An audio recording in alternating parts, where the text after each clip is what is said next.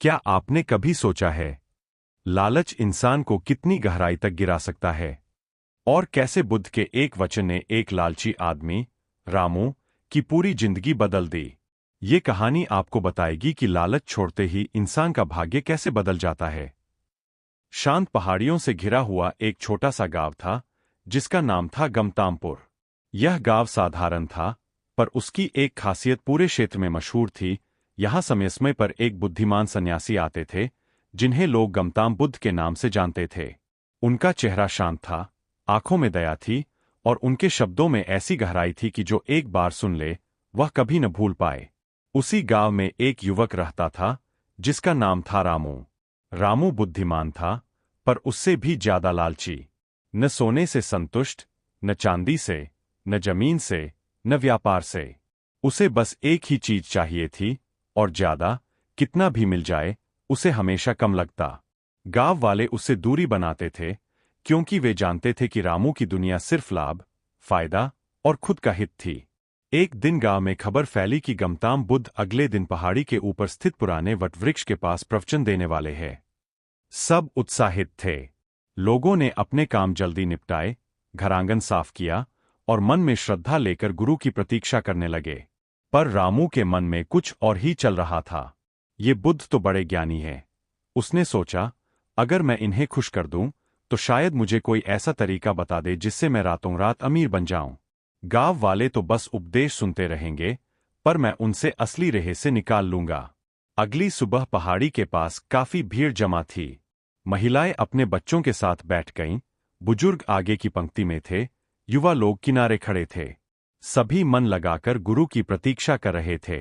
हवा में शांति थी और सूरज की हल्की किरणें पेड़ों के पत्तों पर सुनहरी चमक फैला रही थीं। कुछ देर बाद गमताम बुद्ध वहां पहुंचे।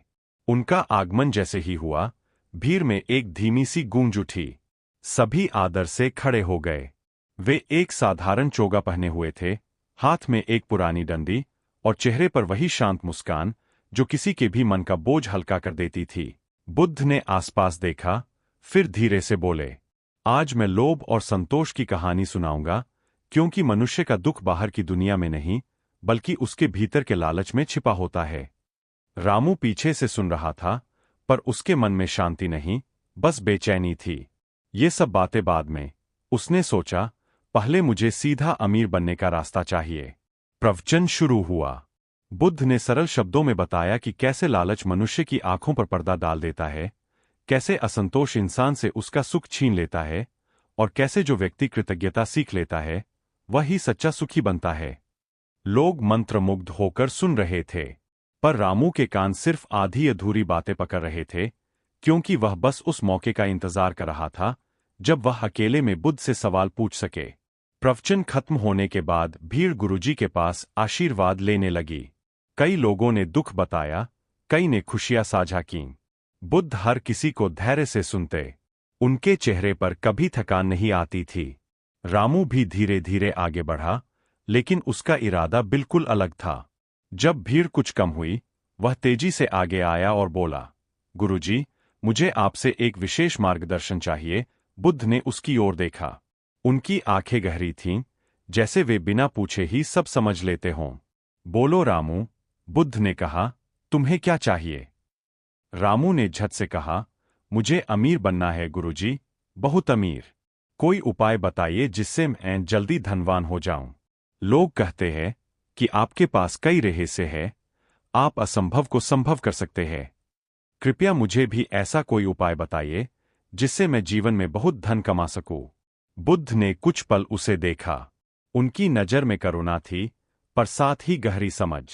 रामू, वे बोले, धन कमाना गलत नहीं है पर लालच इंसान को अंधा कर देता है। तुम अमीर बनना चाहते हो या बस दूसरों से ज्यादा पाना चाहते हो? रामू ने बिना सोचे कहा, दोनों। बुद्ध हल्का मुस्कुराए, जैसे किसी बच्चे की जिद देख रहे हों। ठीक है, उन्होंने कहा, यदि तुम सच में सीखना चाहते हो तो कल सुबह सूर्योदय से पहले पहाड़ी के उस पार बहने वाली नदी पर मिलना। मैं तुम्हें एक मार्ग बताऊंगा। रामू खुश हुआ। वह सोचने लगा, आखिरकार अब मेरा भाग्य बदलने वाला है। ये बुद्ध मुझे जरूर कोई जादुई उपाय बताएंगे। अगले दिन अभी सूरज भी नहीं निकला था कि रामू नदी किनारे पहुंच गया। हवा ठंडी थी, पानी धीरे धीरे बह रहा था और आसमान में हल्का नीला प्रकाश था। थोड़ी देर बाद गमताम बुद्ध भी वहां पहुंच गए। उन्होंने बिना भूमिका के कहा, रामू, तुम धन चाहते हो? अच्छा, पर उससे पहले तुम्हें एक कार्य करना होगा। सामने पहाड़ की चोटी पर एक विशेष फूल खिलता है, निश्चय पुष्प। उसे लाना आसान नहीं, पर जिस व्यक्ति के हाथ में वह फूल आ जाए, उसके जीवन में परिवर्तन अपने आप शुरू हो जाता है। रामू की आंखें चमक उठीं। बस इतना सा काम। मैं अभी जाता हूं गुरुजी। बुद्ध ने हाथ उठाकर उसे रोका। रुको, चोटी तक पहुंचने का रास्ता कठिन है। एक नहीं, 3 रास्ते हैं, और हर रास्ते में परीक्षा है। पहली परीक्षा धैर्य की, दूसरी त्याग की, तीसरी सत्य की। रामू को ये शब्द भारी लगे, पर उसकी लालच और उत्तेजना ने उसे अपनी परेशानी सुनने ही नहीं दी। गुरुजी, मैं सब कर लूंगा। आप बस मुझे बताइए कि रास्ते कौन से हैं।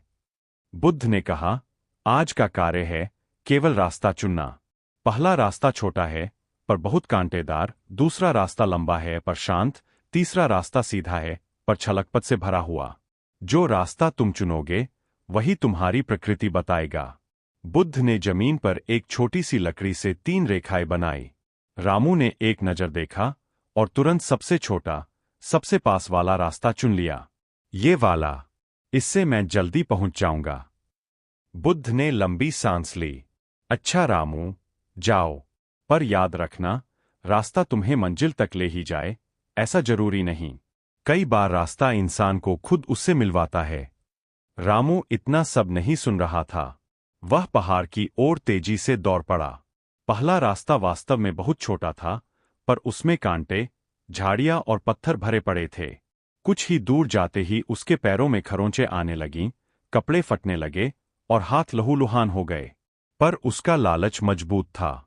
वह खुद से कहता जा रहा था, बस थोड़ा और, उसके बाद मेरा जीवन बदल जाएगा। कुछ दूरी पर एक बुजुर्ग साधु मिले, जो रास्ते में गिर पड़े थे। वे कमजोर थे, पानी मांग रहे थे। बेटा, थोड़ा पानी मिलेगा क्या? मैं बहुत थक गया हूं। रामू के पास पानी था, पर वह तुरंत बोला, मेरे पास समय नहीं है बाबा, मुझे पहाड़ की चोटी तक पहुंचना है। वह बिना रुके आगे बढ़ गया। कई घंटों तक संघर्ष करने के बाद वह पहाड़ी की चोटी तक पहुंच गया। पर वहां पहुंचकर वह स्तब्ध रह गया।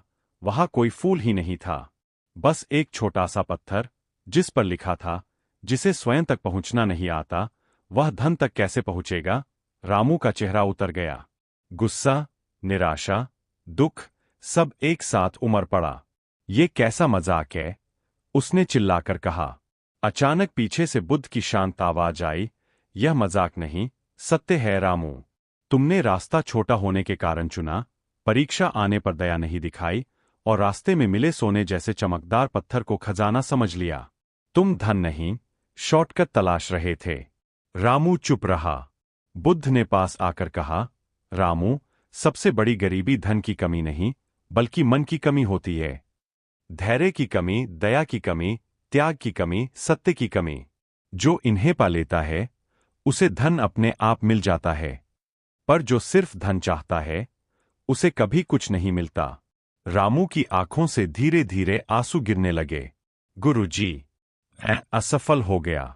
बुद्ध ने मुस्कुराकर कहा, नहीं रामू, आज तुम पहली बार सफल हुए हो, क्योंकि आज तुमने अपनी गलती स्वीकार की है। यही असली शुरुआत है। रामू जमीन पर बैठ गया, थका हुआ, पर भीतर से हल्का। बुद्ध उसके पास बैठ गए और बोले, अगर तुम सच में अमीर बनना चाहते हो, तो पहले अपने मन को संपन्न बनाओ। धैर्य सीखो, सत्य बोलो, दया रखो, और जो मिलता है उसके लिए कृतज्ञ रहो। देखना, धन तुम्हारे पास आने लगेगा। रामू ने सिर झुका दिया। उस दिन के बाद उसके जीवन में एक गहरा परिवर्तन आया। वह पहले जैसा लालची नहीं रहा। उसने लोगों की मदद करना शुरू किया, मेहनत से काम किया, और धीरे धीरे गांव में सभी उसे सम्मान देने लगे। कुछ सालों में रामू व्यापार में सफल हुआ, पर इस बार उसकी सफलता लालच से नहीं, बल्कि बुद्ध की सीखों से बनी थी। और सबसे बड़ी बात, उसका मन शांत था। एक दिन जब उसने गुरुजी को प्रणाम किया, तो बोला, गुरुजी, अब समझ आया कि असली अमीरी सोने चांदी में नहीं, बल्कि मन की शांति में है। गमताम बुद्ध ने मुस्कुराकर कहा, शाबाश रामू, आज तुम सच में अमीर हो गए। रामू अब बदल चुका था। वह दया और समझदारी के बीच का अंतर सीख चुका था। गमताम बुद्ध की शिक्षा ने उसके मन को स्थिर कर दिया था। लेकिन जीवन की राह केवल 2 परीक्षाओं पर नहीं रुकती। तीसरी और सबसे कठिन परीक्षा, मन की अशांति धीरे धीरे उसके आसपास चक्कर काटने लगी। एक नई चुनौती शुरू होती है। कुछ महीनों बाद गांव में एक अजीब समस्या फैलने लगी। लोगों में आपसी झगड़े बढ़ गए थे। छोटे छोटे मुद्दों पर विवाद होने लगा था। किसी को लगता कि उसे कम दिया गया, किसी को लगता कि उसे ज्यादा काम दिया गया, किसी को लगता कि उसका सम्मान नहीं हुआ। इन झगड़ों के बीच रामू भी फंसने लगा। लोग कहते, रामू, तुम समझदार हो, फैसला दो। रामू कोशिश करता, लेकिन किसी भी फैसले के बाद आधे लोग खुश नहीं होते और वे उसी पर गुस्सा करते। धीरे धीरे रामू का मन अशांत होने लगा। वह सोचता, गुरुजी ने मुझे बाहर की परेशानियां संभालना सिखा दिया, लेकिन अपने मन की गड़बड़ कैसे संभालूं? इसी उलझन में वह गमताम बुद्ध के पास पहुंचा। रामू ने कहा, गुरुजी, मेरा मन शांत नहीं रहता। मैं दूसरों की मदद करता हूं, पर बदले में शिकायतें सुननी पड़ती है। मैं गलत करूं तब भी लोग बोलते हैं, और सही करूं तब भी बोलते हैं। मैं क्या करूं? गमताम बुद्ध शांत बैठे थे। उन्होंने अपनी आंखें खोली और कहा, रामू, तीसरी और सबसे जरूरी परीक्षा अब शुरू हुई है, स्वयं को संभालने की परीक्षा। चलो मेरे साथ नदी के किनारे। नदी की सीख, मन कभी स्थिर नहीं। गुरुजी रामू को नदी के किनारे ले गए। पानी तेजी से बह रहा था। ऊपर से शांत दिखने वाली नदी भीतर से बेहद चंचल थी। बुद्ध ने कहा, रामू, इस नदी को देखो। यह ऊपर से शांत दिखती है, पर भीतर तेज गति से बहती है। मन भी ऐसा ही है। अगर तुम हर लहर को रोकने की कोशिश करोगे तो कभी सफल नहीं हो पाओगे। रामू ने पूछा, तो फिर मन को शांत कैसे करें? बुद्ध ने कहा, मन को शांत नहीं किया जाता, बल्कि समझा जाता है। जब तुम समझ जाओगे कि हर व्यक्ति का गुस्सा, हर व्यक्ति की शिकायत, हर व्यक्ति का व्यवहार उसकी अपनी पीड़ा से आता है, तब तुम उसके शब्दों को अपने हृदय पर नहीं लोगे। रामू ध्यानपूर्वक सुन रहा था। लोग तुमसे क्या कहते हैं, यह तुम रोक नहीं सकते, लेकिन उनके शब्द तुम्हारे भीतर कितनी जगह ले, यह तुम तय करते हो। रामू के भीतर कुछ हल्का हुआ। अग्नि की परीक्षा, अहंकार की पहचान। बुद्ध रामू को जंगल के गहरे हिस्से में ले गए। वहां एक बड़ा पत्थर रखा था। उसके पास एक छोटा सा घड़ा रखा था। गुरुजी बोले, इस घड़े को उठाकर पत्थर पर रखो। रामू ने उठाया। घड़ा भारी था। उसने जोर लगाकर उसे पत्थर पर रखा। बुद्ध ने पूछा, अब कैसा लग रहा है? रामू ने कहा, गुरुजी, भारी लग रहा है। बुद्ध मुस्कुराए, अब इसे नीचे रख दो। रामू ने नीचे रख दिया। बुद्ध बोले, अब कैसा महसूस हो रहा है? रामू ने कहा, हल्का। बुद्ध ने उसकी आंखों में देखते हुए कहा, जो शिकायतें, जो गुस्से, जो आरोप, जो ताने लोग तुम्हें देते हैं, वे भी इसी घड़े की तरह है। जब तुम उन्हें उठाकर मन पर रख लेते हो तो तुम भारी हो जाते हो, और जब उन्हें नीचे रख देते हो तो हल्का हो जाते हो। याद रखो रामू, हर बात मन पर लेना सबसे बड़ी बेवकूफी है। रामू गहरे प्रभावित हुआ। मन की शांति का रास्ता, चौथा महाधर्म। गमताम बुद्ध ने कहा, अब मैं तुम्हें एक चौथा और अंतिम धर्म बताता हूं। संभाव। संभाव का अर्थ है, लोग तुम्हें डराएं या तारीफ करें, गाली दें या सम्मान दें, तुम अडिग रहो, स्थिर रहो, शांत रहो। उन्होंने आगे कहा, जब तुम्हारे भीतर स्थिरता आ जाती है तो दुनिया का कोई तूफान तुम्हें डिगा नहीं सकता। रामू की आत्मा तक शब्द उतर गए। रामू का अंतिम परिवर्तन। कुछ दिनों बाद गांव में एक बड़ा विवाद हुआ। 2 परिवार एक जमीन के टुकड़े को लेकर लड़ रहे थे। सब लोग रामू को बुलाने लगे।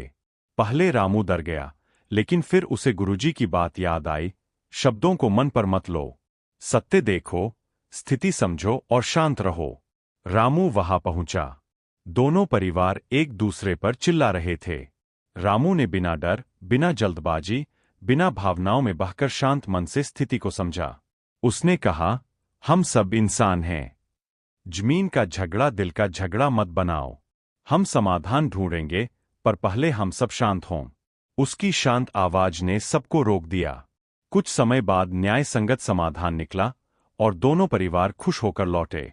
गांव वाले बोले, रामू अब रामू नहीं, गुरुजी की सीख का चलने वाला दीपक बन गया है। रामू ने मुस्कुराते हुए आसमान की ओर देखा, जहां गमताम बुद्ध दूर पहाड़ी पर खड़े उसे आशीर्वाद देते दिखाई दे रहे थे।